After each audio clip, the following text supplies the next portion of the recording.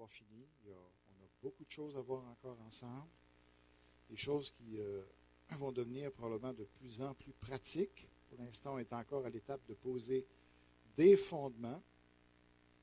Alors, on a vu quand même que le travail, c'est une bonne chose dans les messages au début. Alors, vous voyez que vous comprenez l'image ici. On n'est pas d'accord avec ça, mais vous comprenez l'évolution. Hein? Et alors, on parle de l'homme préhistorique ici, là. Et puis, alors, lui, il dit, je travaille pour vivre. Et finalement, ça s'est dégradé un petit peu. Vous voyez qu'il penche, d'ailleurs. Je vis pour travailler. Et on en est rendu ici. Je travaille pour travailler. Alors, ce n'est pas vraiment notre conception du travail. Et puis on ne veut pas en être réduit là non plus. Okay? On ne veut pas embarquer dans cette mentalité-là, puis on ne veut pas embarquer non plus dans la routine du monde et dans ce que le monde veut nous entraîner. Pour nous, le travail, on veut que ça reste quelque chose de positif. Et on a vu que, par exemple, par rapport au travail, bien, pour nous, la paresse, ce n'est pas une vertu. La paresse, c'est quelque chose qui va non seulement nous amener à une pauvreté économique, mais on a vu aussi, malgré que je n'ai pas beaucoup développé là-dessus, une pauvreté identitaire. Une bonne étude du livre de Proverbes nous montre combien une personne qui est paresseux, qui est pauvre aussi à cause de sa paresse, pas nécessairement le pauvre, mais le pauvre à cause de sa paresse, il y a tout un problème d'image personnelle. Ses relations sociales sont très affectées. Alors, en tout cas, il y a vraiment une belle étude là, à faire au niveau de l'impact de la pauvreté. Il y a un beau développement qui est fait dans Proverbes qui vaut la peine d'être étudié. Pour nous, le travail, c'est une vertu. Et ça, ici, c'est souligné, à mettre votre honneur, à vivre tranquille, à vous occuper de vos propres affaires et à travailler de vos mains, comme nous vous l'avons recommandé, en sorte que vous vous conduisiez honnêtement envers ceux du dehors et que vous n'ayez besoin de personne. C'est la fierté, des fois on peut passer ça sous l'orgueil, mais la fierté de gagner notre vie, de ne pas dépendre des autres, de pouvoir se combler nos besoins par nous-mêmes, c'est là, c'est bien, c'est une bonne chose, c'est ce que Paul ici encourage de faire aussi. Donc, ce n'est pas nécessairement négatif, quelqu'un qui dit, là, je suis capable de m'organiser. Alors, ça peut aller trop loin, mais ici, c'est souligné comme étant une bonne chose. Okay? Alors, comme je dis, travailler, c'est pour nous, ça n'a pas cette signification-là, évidemment. Et ça mène à l'enrichissement. Okay? Donc, si vous travaillez de vos mains, eh bien, Dieu a prévu par ce moyen-là que vous allez faire des sous, puis que vous allez vous enrichir. Et c'est une bonne chose de cette manière-là. Donc, c'est ce que Dieu veut. Dieu veut, si Dieu pousse au travail, puis que le travail génère des revenus, bien, quelque part, Dieu est en train de dire, puis est en train de montrer, puis la parole est en train de montrer que l'enrichissement, c'est la volonté de Dieu, qu'on s'enrichisse aussi. Il peut y avoir un problème de la manière qu'on s'enrichit. La rapidité est un problème. Okay? Au niveau de la rapidité, ça révèle des choses. Quelqu'un qui veut rapidement devenir riche, même pour nous, enfants de Dieu, ça ne devrait pas être un but de devenir riche. Ça va être le résultat d'une marche avec Dieu, puis on va pouvoir bénir beaucoup de gens au travers de ça, mais ça ne peut pas être un but de s'enrichir. Okay? Si vous travaillez, vous allez vous enrichir. Comprenez-vous la distinction? Puis, la rapidité indique le cœur des personnes. Les gens qui veulent rapidement, et puis on va parler évidemment des billets de loterie et ces affaires-là. Est-ce qu'un enfant de Dieu doit embarquer dans ces choses-là? C'est quoi la mentalité derrière les billets de loterie, toutes ces choses à gageure ou tout ça? Alors, est-ce que ça correspond à la pensée biblique? On regardera ça plus tard. Donc, la rapidité, c'est coupable très souvent. OK? Le vol, évidemment, si tu t'enrichis par le vol, ce n'est pas une bonne chose. La fraude, hein? Et on va discuter plus tard, on aura l'occasion de discuter la question des intérêts, des actions, ces choses-là. Est-ce qu'on a le droit de demander des intérêts? Est-ce qu'il faut prêter? Est-ce qu'il faut emprunter? Ces choses-là, on va les regarder ensemble. et on va regarder ce qui est correct et non ou non de faire dans ce cas. Donc, on veut parler du travail. Et autour de vous, on a plusieurs objets ici. Mais l'étude qu'on a faite jusqu'à présent vous montre que quand on regarde les objets, ce qu'on regarde finalement, c'est du travail. Parce que les chaises, ici, n'importe quoi, les micros, le piano, tout ce qu'il y a autour de vous, c'est pas là naturellement. C'est pas sorti du jardin d'Éden, comme ça, c'est pas sorti de la main de Dieu. Il y a du travail, toutes choses, puis combien ça coûte? Combien ça coûte une chaise? Alors, ce qu'on paye, finalement, ça représente le travail que quelqu'un a mis là-dedans. Il n'y a pas juste ça qui donne la valeur à un objet. Il y a quoi? Il y a quoi d'autre? Bien, il y a sa beauté naturelle. La beauté, par exemple, pourquoi les pierres précieuses, pourquoi les métaux précieux ont une valeur naturelle? C'est parce qu'ils sont beaux à regarder. Pourquoi on a choisi l'or, par exemple, pour en faire des pièces de monnaie, ou l'argent pour en faire des pièces de monnaie, et pas plutôt le fer, ou pas plutôt autre matériel? Parce que l'or, on est attiré, hein, ça scintille, c'est beau, surtout quand c'est en dessous de l'eau et tout ça, ça scintille, alors c'est beau. Donc, dans la valeur des choses qu'on a autour de nous, la beauté naturelle, c'est un facteur qui fait en sorte que ça influence le prix. Deuxièmement, tu as la rareté. Okay? Ou si, par exemple, les diamants, il y en avait plein ma plage, chez nous, hein, ou s'il y en avait plein les plages, eh bien, ça ne vaudrait plus rien. Okay? Parce que tout le monde pourrait en avoir, et puis finalement, personne ne serait intéressé d'en vendre, personne n'en achèterait. Ça n'aurait aucune valeur. Même si c'est très beau, ça n'a aucune valeur parce que ce n'est pas rare. Ce n'est pas dans les mains de seulement quelques personnes qui, eux, peuvent le négocier à partir de ce moment-là.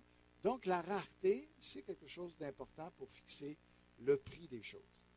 Mais, comme on le voit dans la bague ici, il n'y a pas seulement la beauté du matériel ou du matériau, il n'y a pas seulement la rareté, mais il y a aussi le travail de l'orfèvre, de l'artisan qui fait la bague, qui donne une valeur. Si vous mettez un tas d'or avec quelques diamants dessus, juste posés comme ça, ça va certainement avoir moins de valeur que quelque chose qui est confectionné de cette manière-là. Donc, ici, qu'est-ce qu'on voit? On voit du travail. On voit de l'habileté, on voit quelqu'un qui a des capacités que moi, je n'ai pas. Et ça donne de la valeur à cet objet-là. Okay? Donc, c'est ce qu'on est en train de regarder, la valeur du travail. Et de ça, on voit que c'est important pour la valeur des choses.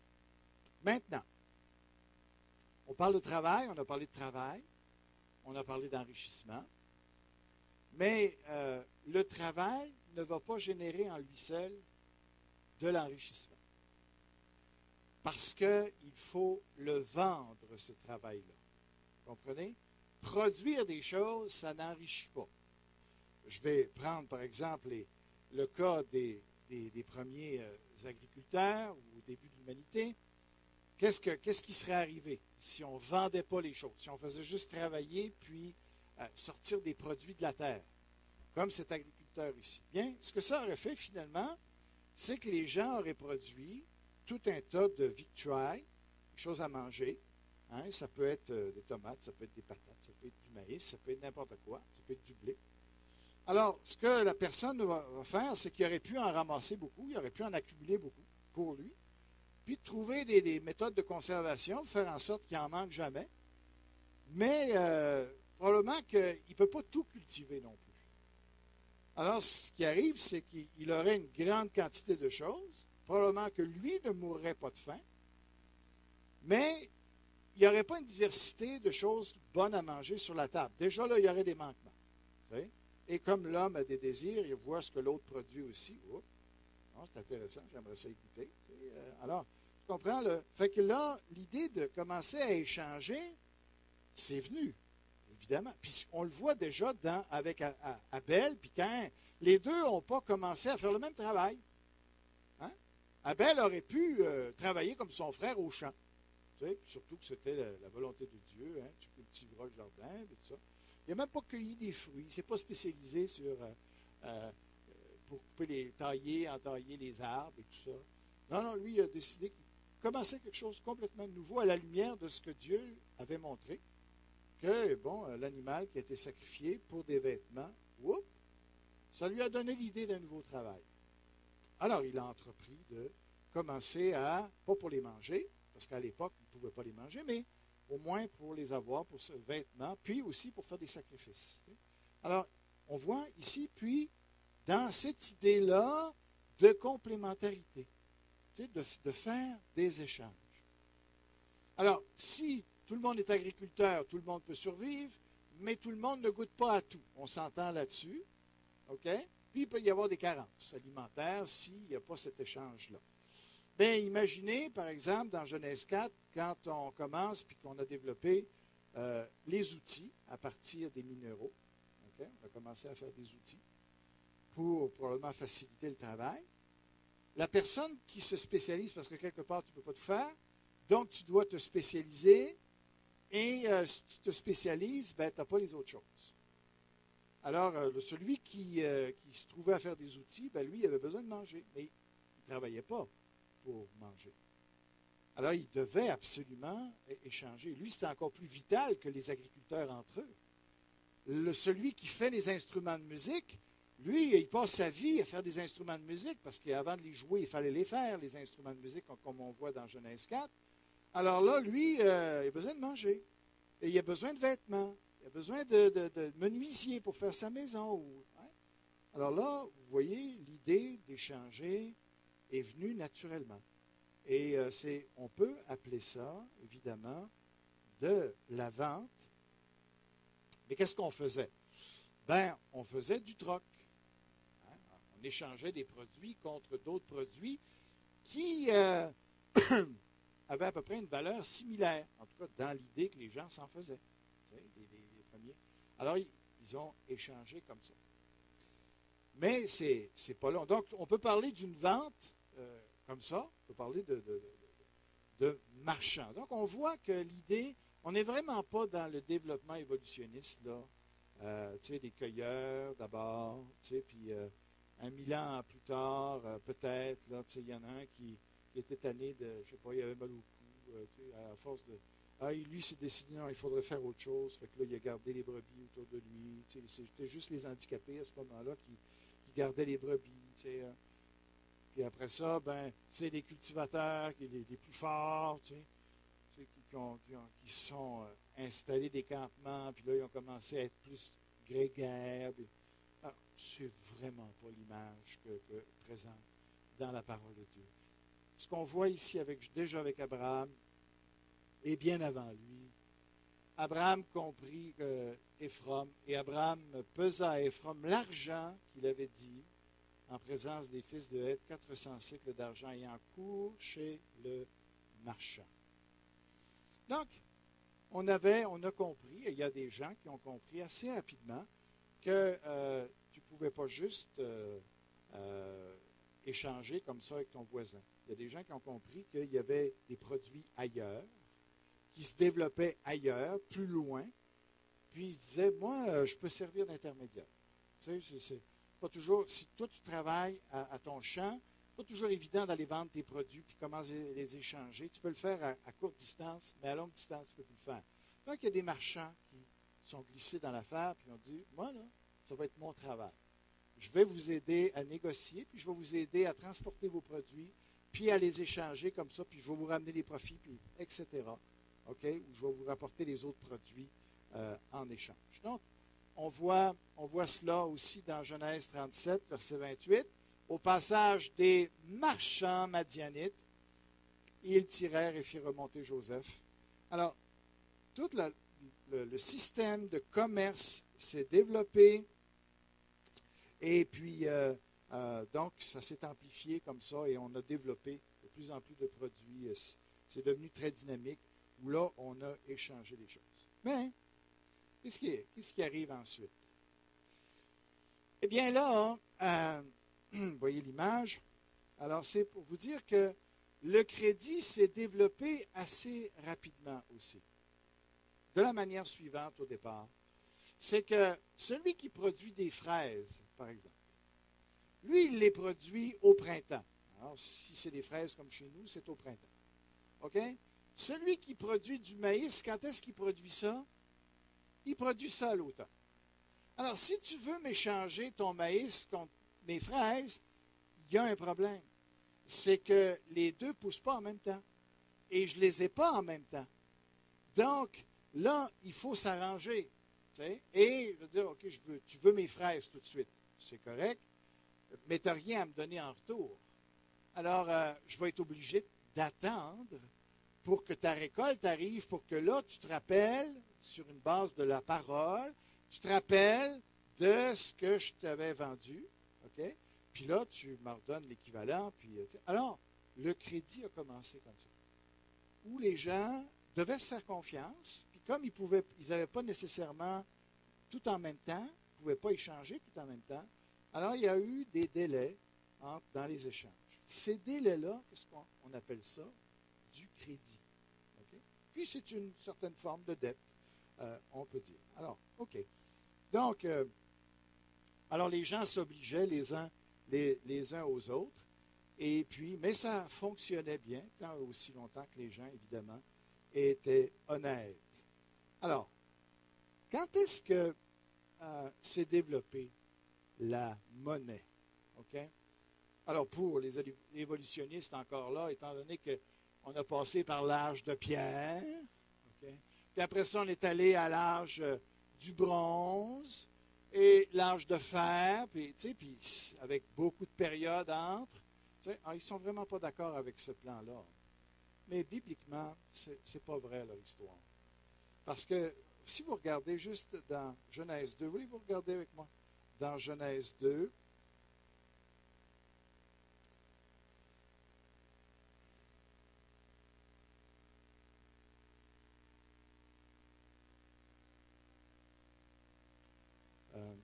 On va regarder, je vois que j'ai fait une erreur au niveau de la référence. Oups, je suis dans Exode 2, ça va pas bien. Exode 2, Genèse 2, versets 11 et 12, normalement. OK. Alors, verset 11, ça dit, le nom du premier, le fleuve, est Pichon. C'est celui qui entoure tout le pays de Havila, où se trouve l'or. L'or de ce pays est pur. On y trouve aussi le bdellium et la pierre d'onyx. Intéressant parce que ça montre que rapidement, les gens avaient découvert les vertus, la beauté de l'or et les vertus de l'or aussi. Quand on parle de l'or ici, probablement qu'on ne parle pas juste de l'or, des gisements d'or, mais on parle de ce qu'on faisait aussi avec, okay, que c'est sous-entendu que les pièces de monnaie commencent déjà à se faire. Comprenez-vous l'idée? Même pour ce qui est du bdellium, on peut associer à ça qu'ils ont découvert des usages par rapport à ça. Sinon, on ne t'en parle même pas. Tu trouves quelque chose, tu ne sais même pas à quoi ça sert. Tu passes à côté, puis on passe à autre chose, tu n'en parles pas. Mais si tu en parles, c'est parce que tu as trouvé une utilité pour la chose. Comprenez?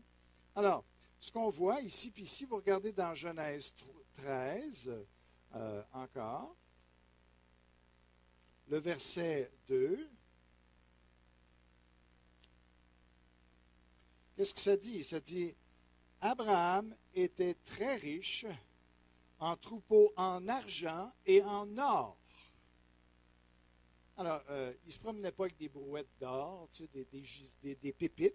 Tu sais. C'était l'idée qu'il avait beaucoup de monnaie. Tu sais. Les monnaies ont déjà été développées. Okay? Ça n'a pas pris tant que ça de temps. Parce que les gens ont compris assez rapidement comment ça pouvait être utilisé, cette affaire-là. Dans Genèse 4, vous avez des instruments qui ont été développés en airain et en fer. Alors, Genèse 4, 22. Okay. Donc, on voit l'exploitation minière très tôt. Dans Genèse 4, 22, Tsila, de son côté, enfanta Tubal-Caïn, qui forgeait, déjà là, tu sais, forger, il y a toute une technologie là, qui est développée, très vite, tous les instruments d'airain et de fer. On parle là, on parle de découvrir le matériel. Donc, on parle de mine, d'exploitation, peu importe la profondeur. OK?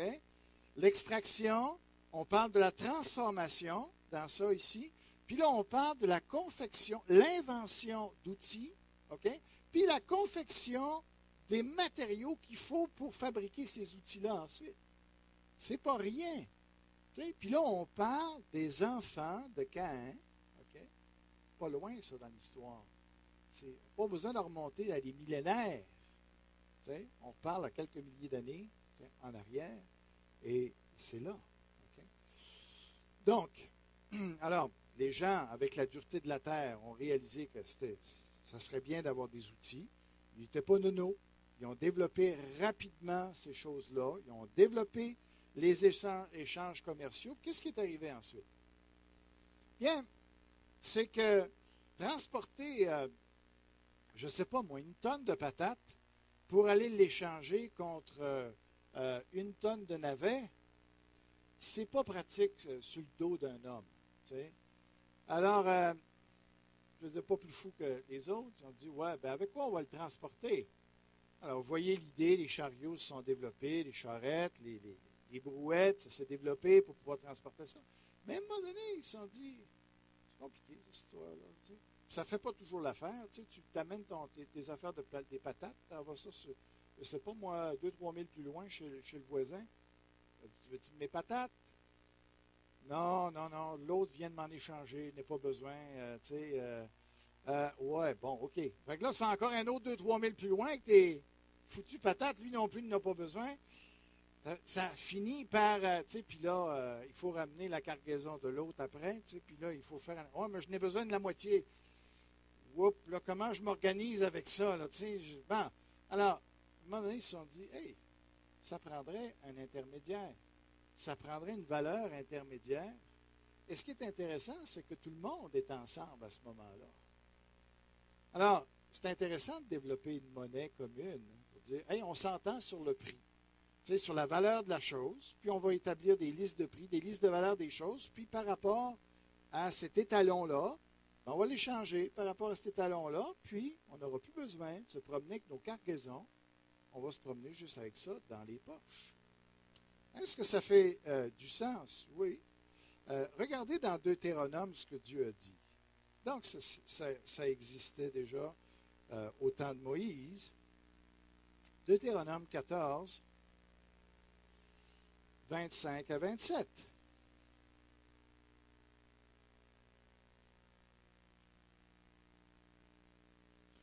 On peut commencer au verset 24. Peut-être lorsque l'Éternel, ton Dieu, t'aura béni, le chemin sera-t-il trop long pour que tu puisses transporter ta dîme? À cause de ton éloignement du lieu qu'aura choisi l'Éternel, ton Dieu, pour y faire résider son nom, alors tu échangeras ta dîme contre de l'argent. Tu serreras cet argent dans ta main et tu iras au lieu que l'Éternel, ton Dieu, aura choisi. Là, tu achèteras avec l'argent tout ce que tu désireras, des bœufs, des brebis, du vin, des liqueurs fortes, tout ce qui te fera plaisir. Tu mangeras devant l'Éternel ton Dieu et tu te réjouiras, toi et ta famille. Donc, on voit que là, c'est clair. Ils avaient compris cette idée d'avoir une valeur intermédiaire pour transiger plutôt que de promener toutes nos affaires, nos bœufs et tout ça. C'était compliqué. Alors, ils n'étaient pas plus fous que d'autres. Ils ont développé la monnaie tranquillement et on voit que ça servait dans les échanges commerciaux. Alors, dans Genèse 23, 16, Abraham comprit Ephron, il dit 400 cycles d'argent ayant cours chez le marchand. Donc, c'est intéressant parce que, bon, il y a la monnaie, OK, qui correspondait à un certain poids. Puis, ayant cours, ça veut dire qu'ils avaient établi ensemble la valeur des choses. Ils avaient établi des listes de prix, des listes de valeurs. Ça vaut tant, ça vaut tant, ça vaut tant. Et chez le marchand, donc les marchands s'étaient entendus pour dire, on s'entend, c'est comme ça, c'est quelle valeur? Puis tout le monde était d'accord avec ça. Dans Genèse 44, 8, voici, nous t'avons rapporté du pays de Canaan l'argent que nous avons trouvé à l'entrée de nos sacs. Alors, on voit que toute la question de la monnaie et tout ça, de l'argent, a été développée. Qu'est-ce qu'il fallait faire avec ça? Bien, il a fallu développer autre chose. Il a fallu développer des balances. Okay? Parce que à l'époque, l'argent, ce n'était pas des papiers. C'était des minéraux, c'était de l'or, c'était du matériel. Okay? Alors, on a développé différentes balances, différentes grosseurs de plateaux aussi, dépendamment de ce que tu voulais mettre dessus, par rapport au poids que tu mettais. Alors, les gens ont développé ici, vous voyez, toutes sortes de poids. Là, c'est une petite balance, mais on peut imaginer des très grosses balances pour des récoltes, des trucs comme ça. Et tout simplement, ça pèse combien ton affaire? Bon, pour une tonne, on avait dit, c'est tel prix. Alors, on met l'autre côté, on met le poids qui est correspondant pour que quand ça arrive, que ça balance, puis que la ligne est respectée au milieu, hein, là, on le sait que c'est le même poids. Et puis, alors, on fait des échanges comme ça. Donc, on a développé rapidement la balance aussi. Et c'est ici que ce qui est intéressant pour nous particulièrement.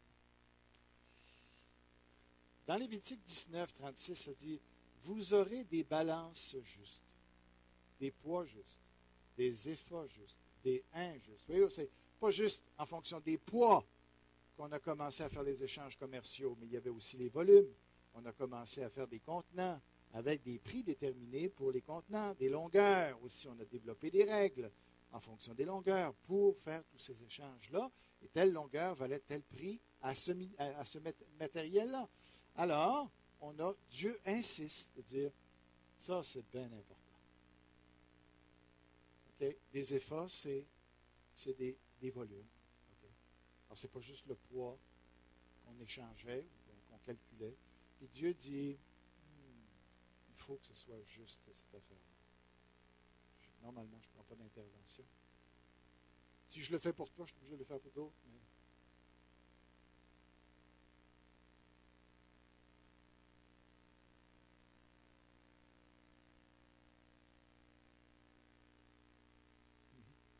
Ouais.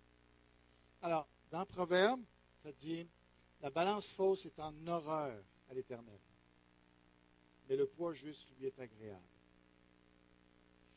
Le poids et la balance juste sont à l'Éternel. Tous les poids du sac sont son ouvrage. Ça, c'est intéressant comme phrase. Non seulement Dieu est d'accord avec le travail, Dieu est d'accord avec la vente, Dieu est d'accord avec le commerce. Okay? Pas pour rien que les Juifs sont si bons en commerce. C'est qu'ils ont l'approbation de Dieu. Tout ce que ça veut dire ici, c'est que c'est Dieu, okay, qui a inventé le commerce. Okay? Il est non seulement d'accord, mais il est l'inventeur de toute cette question-là. Il a mis l'intelligence dans l'être humain pour développer ça. C'était sa volonté. Proverbe 20, 23. L'Éternel a en horreur deux sortes de poids. Et la balance fausse n'est pas une chose bonne. Il y a des passages très durs dans l'Ancien Testament sur les gens qui ne sont pas justes, qui ont des balances fausses. Okay. Ézéchiel, entre autres, parle très sévèrement. Dieu est très sérieux sur cette affaire-là. Alors, ce n'est pas juste dans l'Ancien Testament, mais pour nous, 1 Thessaloniciens 4, 6, ça dit, c'est que personne n'use envers son frère de fraude et de cupidité dans les affaires. Parce que l'Éternel tire vengeance de toutes ces choses, comme nous vous l'avons déjà dit et attesté. C'est intéressant parce qu'il devait donc avoir beaucoup de chrétiens dans les affaires. Okay? Pour qu'on en parle. Pourquoi est-ce qu'on en parle par rapport aux frères? T'sais? Alors, sans doute que les frères aimaient transiger entre eux, aimaient s'encourager financièrement entre eux. Okay? Et ils se lançaient dans les affaires parce que Dieu n'avait pas de restriction par rapport à ça. Dieu est d'accord qu'on soit dans les affaires. Dieu est d'accord qu'on fasse de l'argent avec nos affaires. Et on transige. Mais attention, il nous dit, c'est bien important que vous soyez honnêtes. Pas juste entre nous. T'sais? Et c'est important qu'on soit honnête dans nos choses. Parce que vous voyez que Dieu, on est sous l'empire de la grâce, n'est-ce pas? Est-ce que c'est moi qui dis ceci?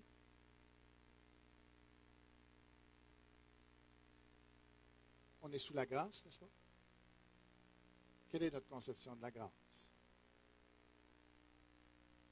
Alors Dieu est très sérieux avec ça. Okay? Mais ça, c'est pas dur. D'ailleurs, j'aimerais vous dire que le gouvernement devrait soutenir les églises. encourager les églises? Parce que nous encourageons l'honnêteté. Tu sais, si les gouvernements sont intelligents, ils devraient voir ces choses-là. Puis une des choses qui recommande le christianisme, c'est l'honnêteté qu'on encourage, tu sais, dans les affaires. On sauverait des milliards au gouvernement si tout le monde était honnête. Parce que même tous ceux qui font des contrats avec les gouvernements, vous le savez comme moi, on monte les prix artificiellement quand on fait affaire au gouvernement parce qu'on se dit aux autres, ils ont de l'argent. Puis ils ne voient pas de personne en arrière. Ils ne voient pas une personne qui va suer en arrière. C'est un système qu'on est en train d'exploiter. Donc, pour notre conscience, c'est plus facile de le faire. Alors, on monte les prix artificiellement. Oui, on vole le gouvernement. On ne parle même pas des impôts ici, là.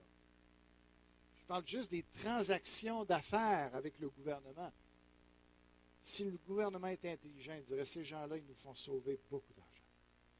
Tu sais, parce qu'ils encouragent l'honnêteté. Où est-ce qu'on encourage l'honnêteté envers les gouvernements dans notre société? Ça recommande. Si vous voulez, il y a des gens qui critiquent le christianisme pour leur dire, en tout cas, le christianisme encourage l'honnêteté. Puis, il en manque beaucoup d'honnêteté dans notre société. OK? Alors, c'est une bonne chose. Maintenant, soyons honnêtes, parce que ça, c'est notre témoignage. Okay? Soyons honnêtes dans les affaires. C'est important. Puis, qu'est-ce que ça nous montre, d'autre? C'est que Dieu, donc, est honnête. Parce que Dieu ne demande jamais une chose que lui n'est pas. Ça devrait nous faire réaliser, pour que ce ne soit pas un fardeau, mais une grâce. Que, hey, Dieu est honnête. C'est-à-dire que quand Dieu me dit quelque chose, il ne veut pas dire autre chose. Quand on lit la parole et qu'on prend une promesse, est-ce que Dieu a réellement dit? Le diable dit, finalement, est-ce que Dieu est réellement honnête? Dieu aurait dit, je suis honnête. Quand je dis quelque chose, c'est ça que ça veut dire. Et je n'agirai pas autrement qu'avec ça. Est-ce qu'on est content d'avoir un Dieu comme ça? Un Dieu qu'on a mis notre confiance en lui, puis on le sait qu'en bout de ligne, on ne sera pas déçu. Est-ce que ce n'est pas important, l'honnêteté? Cette règle-là nous révèle qui est Dieu. Ce n'est pas juste une règle froide, c'est une révélation de la personne de Dieu. Ça, c'est important. On le voit. Hein? Alors, maintenant, ici, l'honnêteté, donc, en affaires, une bonne affaire. Je termine bientôt. Qu'est-ce qu'on dit alors? Hein? Donc, ce que je dis finalement, c'est que Dieu est d'accord avec la vente. J'avais un beau passage dans Lévitique à vous lire sur Dieu est d'accord avec le fait qu'on vende, qu'on fasse des affaires.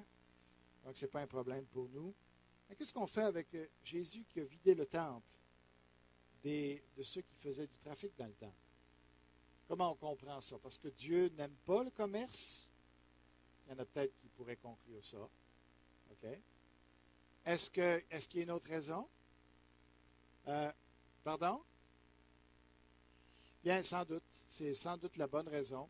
On peut se poser la question aussi, peut-être qu'il n'était pas bien installé dans le temple, au bon endroit, parce que c'est une maison de prière, comme Jésus va dire.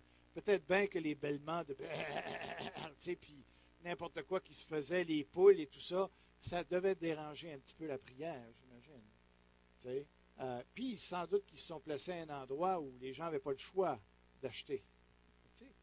C'est comme, vous comprenez l'idée des magasins, hein? C'est pas récent. Tu sais? On les place à des endroits où tu es presque mal à l'aise de ne pas les prendre. Tu comprends? Tu sais? Et donc, il y a tout un jeu ici, là, tu sais, économique. Puis, ça allait dans les poches de qui? Ça allait dans les poches des grands prêtres. C'est pour ça qu'ils ont dit à Jésus. Mais ils s'en sentaient un peu mal. Ils savaient qu'ils agissaient pas trop correct parce qu'ils ne sont pas fâchés tant que ça envers Jésus. Voyez-vous qu'il y avait une certaine restriction, là. Ils savaient que, tu sais, si ça avait été la loi de Dieu que leur conscience ne les accusait pas, ils auraient arrêté Jésus tout de suite. Jésus a pu le faire 2 fois, d'ailleurs, parce que les gars ne se sentaient pas à l'aise avec ce qu'ils faisaient, tu sais. Puis Jésus t'a tout balayé ça, hein? Et c'est pas juste parce que ça dérangeait la prière, je pense que Jésus a fait ça. C'est parce qu'il y avait un trafic incroyable là-dedans où ils exploitaient les gens. Puis ça allait dans les poches des responsables. Alors, Jésus dit, c'est ça que vous avez fait avec la religion, vous allez transformer ça en une caverne de voleurs. où là, tout le monde amène ses affaires en pile sont. C'est ce que c'est, les cavernes de voleurs. C'est ça le temple. T'sais. Alors, Jésus n'est pas contre le commerce, il est contre la fraude. Il est contre la malhonnêteté financière. Okay? Alors, voilà ce que j'avais à vous dire sur l'argent ce matin. Donc, c'est important qu'on ait un bon témoignage sur ce côté-là. Et puis, que ça nous rappelle notre Dieu en particulier. Que Dieu vous bénisse abondamment.